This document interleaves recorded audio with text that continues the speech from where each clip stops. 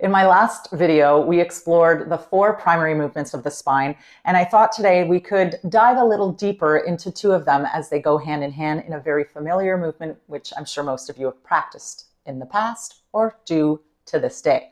And this is cat-cow. So let's come on to our hands and knees. Most often what we do is we look up towards the ceiling and sink in the low back. Immediately you can hear in my voice that the energy just gets cut off.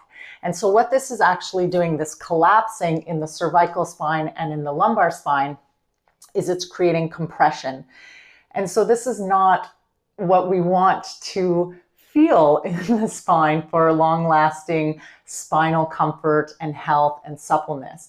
What we want to endeavor to do, rather than seeing how far we can dip and arch, we want to think how long and spacious we can make the spine. So why don't we explore this in our cat-cow movement? Let's imagine that we have a string attached to the crown of the head and one attached to the tailbone. And so when I'm coming into my extension from flexion, I can imagine that someone's on either end pulling those strings away from each other, pulling my skull away from tailbone, tailbone away from skull.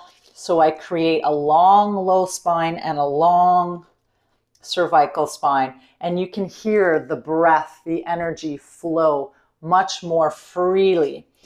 And then when I come into my flexion, I want to let the weight of the skull fall with gravity, and the weight of the pelvis and sacrum drop with gravity as well. And then again, as I move into that extension, can I find that length, length, length?